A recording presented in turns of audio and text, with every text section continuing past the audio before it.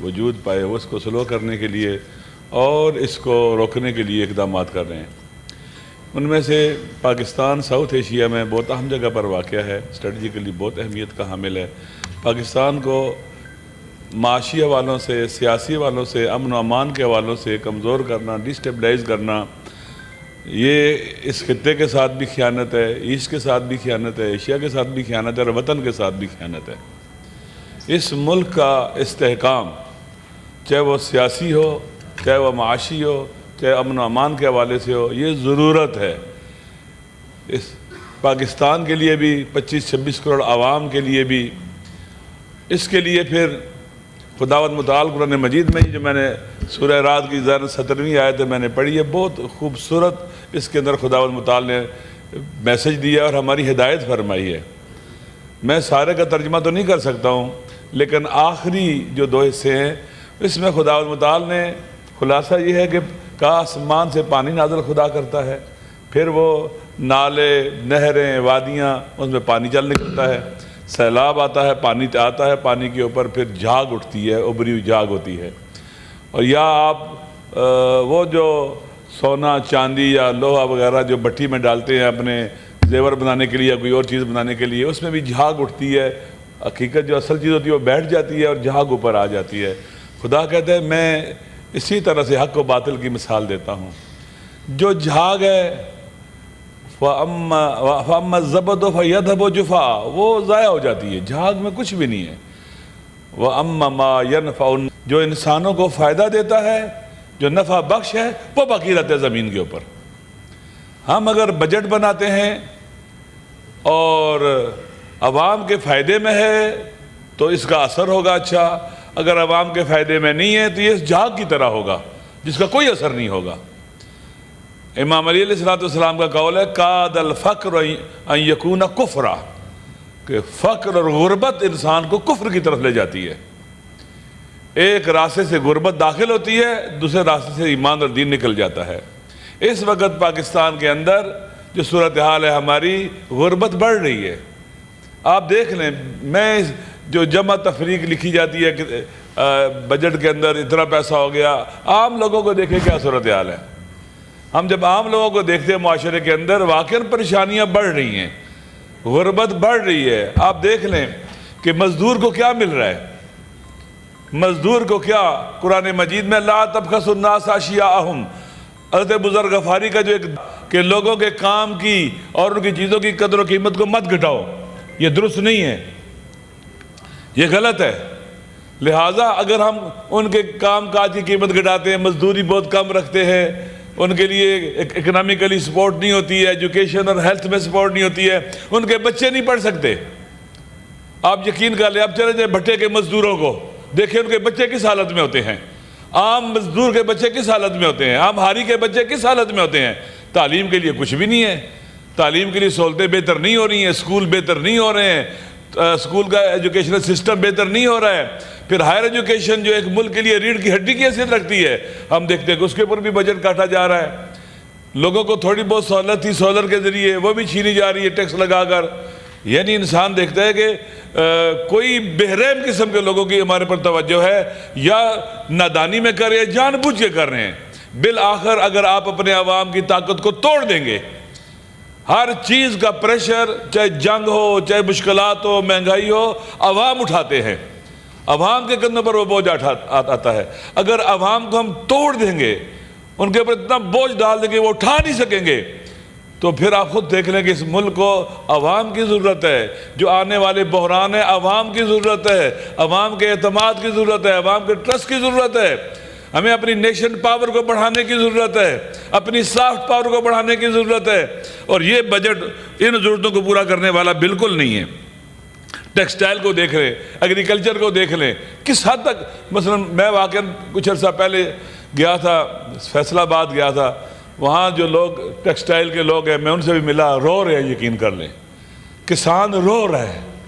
دیکھیں، food security ایک ملک کے لیے بہت اہمیت کی حامل ہے، جس طرح سے اس خطے کے حالات ہیں، جس طرح سے خطے کے تحولات ہیں۔ ہم اگر اپنے ملک کے اندر گندم کو ہم کمزور کر دیں گے، جو ہماری کھانے پینے کی چیزیں ان کی طرف توجہ نہیں دیں گے، کسان ہمارا روئے گا، تڑپے گا، وہ پریشان ہوگا، اس کا خرچہ زیادہ ہوگا، انکم اس کے مقابلے میں کچھ نہیں ہوگی، تو پھر ہمارا ملک ایگریکلچرلی بھی ویک ہو جائے گا، ہمیں کھانے پینے کی چیزیں باہر سے منگوانی پڑیں گی۔ اگر حالات جو دنیا کے بدل رہے ہیں خدا نہ خواستہ وہ اس خطے کے اندر پاکستان کے اندر بھی آ جاتے ہیں، ہمارے دروازے پر دستک دے رہے ہیں، ہم کدھر جائیں گے؟ اس بجٹ کے اندر آپ دیکھ لیں پہلے بھی کیا ہوا، پچھلے سال، اس سال بھی کسان مارا گیا اس ملک کے اندر، کسان کا بہت نقصان ہوا ہے، ٹیکسٹائل کا، انڈسٹریز کا بہت نقصان ہو گیا ہوا ہے، حالات بہت خطرناک شکل میں چلے گئے ہیں۔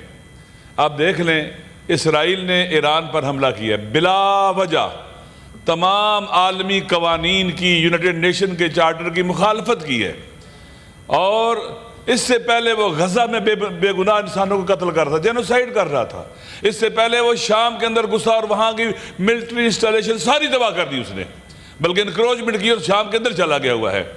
اب وہی اسرائیل ایران پر چڑھ دوڑا ہے، حملہ کیا اس نے شروع، اور عالمی قوتوں، امریکہ کی سپورٹ سے ہوا ہے، برطانیہ، فرانس اور یورپ کی سپورٹ سے ہوا ہے۔ اسرائیل اس سے بہت حقیر ہے کہ وہ حملہ کر سکے اکیلے، لہٰذا وہ چاہتا کیا ہے؟ میں نے کچھ عرصہ پہلے کتاب پڑھی تھی ڈیوڈ فرابیگن کی، peace to end all peace, first world war کے اوپر ہے۔ ساروں اگر آپ کتاب دیکھیں اس میں وہ لکھتا ہے کہ یہ جنگ جب شروع ہوئی ہے اس میں ہدف کیا تھا؟ ایک نیا مڈل ایسٹ بنانا ہے۔ اس میں وہ لکھتے ہیں کہ مڈل ایسٹ سے مراد فقط یہ والا جو مڈل ایسٹ ہے نہیں، یہ افریقہ کے مسلمان ممالک سے لے کر سینٹرل ایشیا تک کا علاقہ تھا، ساؤتھ ایشیا بھی اسی کے اندر تھا۔ ایک نیا مڈل ایسٹ بنانا ہے۔ اس کے بعد سیکنڈ ورلڈ وار تک پورا جہان اسلام مسلمانی خلافت کو توڑ کے، تقسیم کر کے، مسلمانوں کی طاقت کو توڑ کے ایک نیا مڈل ایسٹ بنایا گیا، چھوٹے چھوٹے مسلمان ممالک بنا دیے گئے اسلامی طاقت کو توڑ کر، اور اس کے بعد اسرائیل کو وہاں لایا گیا۔ اب اسرائیل کیا کہتے ہیں؟ گریٹر اسرائیل بننا ہے۔ نیتنیاہو بانگ دول کہتا ہے کہ میں نے مڈل ایسٹ کا اس خطے کا فیس چینج کر دینا ہے، اور وہ حملہ ور ہے۔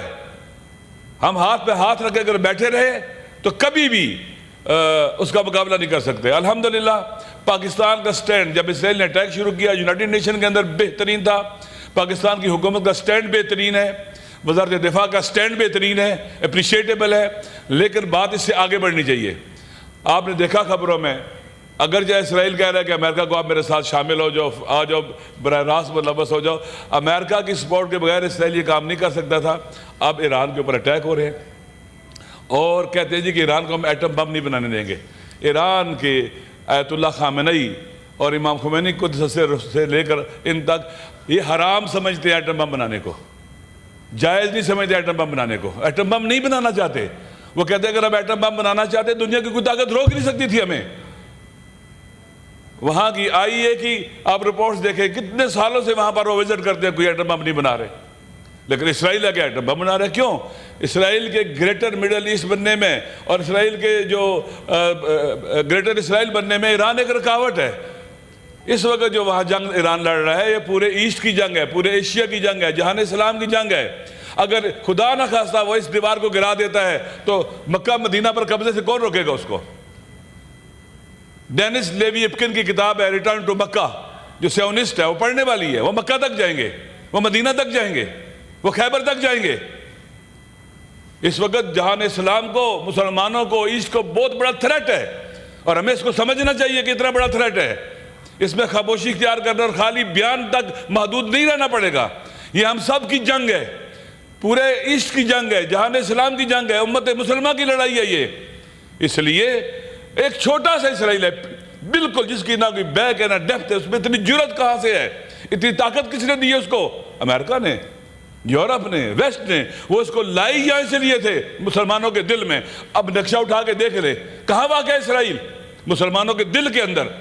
لہذا وہ لائی اس لیے تھے کہ اس پورے خطے کو اپنے کنٹرول میں رکھنا ہے، گریٹر اسرائیل بنانا ہے، اور سارے کی ساری جو سمندری شاہراہیں ہیں، جو باب المندب سے لے کر اپنے ہرمز تک انرجی کے ذخائر ہیں، سب پر قبضہ کرنا ہے اور ہمیشہ دنیا پر حکومت کرنی ہے، اپنی ہیجمونی کو باقی رکھنا ہے، ملکوں کو مزید توڑنا ہے، چھوٹے چھوٹے کویت اور قطر کی طرح یا باقی چھوٹے ملکوں کی طرح چھوٹے چھوٹے ملک بنانے ہیں۔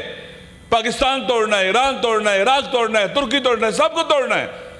اس لیے یہ خطرناک صورتحال ہے، ہم سب کی ذمہ داری ہے کہ اس کے مقابلے میں کھڑے ہوں۔ جہاں تک میں ایران میں رہا ہوں، میں 8-19 سال وہاں میں نے پڑھا ہے، میں نے قریب سے دیکھا ہے جنگ کو بھی وہاں پر۔ وہ ہارنے والے نہیں ہیں، وہ امام حسین علیہ السلام کے ماننے والے ہیں۔ آخری جو ہمارے پاس چیز بچتی ہے وہ کربلا تشکیل دینا، عاشورائیوں کی طرح ظلم سے ٹکرانا اور اپنی جان اور خون دے دینا، لیکن سر نہ جھکانا۔ وہ یہ سمجھتے کہ وہ پریشر ڈال کر ان کا سر جھکا دیں گے۔ 8 سال تم نے ان پر حملہ رکھا، پوری دنیا ان پر حملہ ور تھی، کیا تم نے ان کو جھکا لیا تھا؟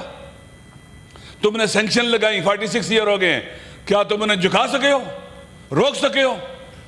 نہیں روک سکتے، اس لیے کہ اللہ، ان کا اللہ پر ایمان ہے، اللہ پر توکل ہے اور اپنی عوام پر اعتماد ہے، عوام کھڑی ہے ان کے ساتھ۔ اور جب تک عوام کھڑی ہو، دنیا کی کوئی طاقت کسی ملک کو نہیں گرا سکی۔ ویتنام کو امریکہ شکست نہیں دے سکا، عوام لڑ رہی تھی۔ افغانستان کو امریکہ شکست نہیں دے سکا، عوام لڑ رہی تھی۔ اور انشاءاللہ اس جنگ میں بھی اسرائیل، اس کے سرپرست، سب کو شکست ہوگی، کیونکہ عوام ان کے مقابلے میں کھڑے ہیں۔ پاکستان کے عوام کو بھی، پاکستان کی حکومت کو بھی، ہم سب کو اکٹھا ہونا پڑے گا۔ اور الحمدللہ پاکستان میں بہترین ماحول بنا ہے، فرقہ واریت سے بالاتر ہو کر، مسالک سے بالاتر ہو کر، وطن کے، جان اسلام کے، خطے کے جو انٹرسٹ ہے ان کے لیے کھڑے ہو گئے الحمدللہ۔ اور مجھے امید ہے کہ خالق کائنات مدد کرے گا ان کی۔ چند گلے ہیں میرے، دیکھیں کرم، ڈسٹرکٹ کرم کے راستے کئی مہینوں سے بند ہیں، آج تک نہیں کھلے،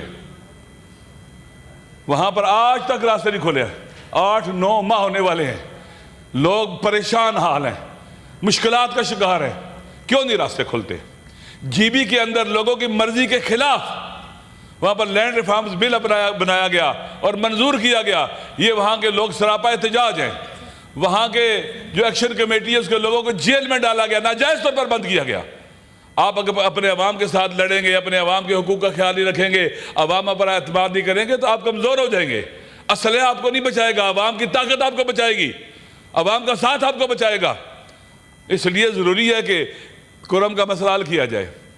اور جی بی کے جو مسائل ہیں وہاں پر ابھی سنا ہے کہ آئندہ ایک جب ختم ہونے والی ہے مدت ہے کہ حکومت بنائی جا رہی ہے کوئی، اور وہ اسی کے ذریعے چلایا جائے گا۔ وہاں کے عوام کو ارریلیونٹ نہ کریں پاکستان کے اپنے مسائل سے، عوام کو ارریلیونٹ کریں گے، الیکشن نہیں کرائیں گے، فری اینڈ فیئر الیکشن نہیں کرائیں گے، وہاں عوام ارریلیونٹ ہوئے تو خطہ بہت حساس ہے۔ انڈیا آج بھی کہہ رہا ہے کہ ابھی تک سندور، جو پتہ نہیں سندور کیا تھا، وہ جو ان کا پلان تھا جنگ کا، حملے کا نام دیا تھا، وہ ختم نہیں ہوا ہے، روکا ہے خالی، وہ بند نہیں ہوا ہے۔ آج بھی میں نے سنا ہے کہ مودی نے پریزیڈنٹ ڈونلڈ ٹرمپ کو خطاب کیا ہے۔ بس ختم کرتا ہوں۔ لہذا ضروری ہے کہ عوام کے ساتھ اپنی اولاد کی طرح خیال رکھا جائے۔ ریاست ماں ہوتی ہے، لوگوں کے دکھ درد ختم کیے جائیں، جو لوگ جیلوں میں سیاسی قیدیوں کو نکالا جائے، عمران خان کو نکالا جائے۔ اس وقت جو دنیا کے بدلتے ہوئے حالات ہیں، ہر ایک آدمی کا پوٹینشیل ہے، عمران خان کا بہت پوٹینشیل ہے۔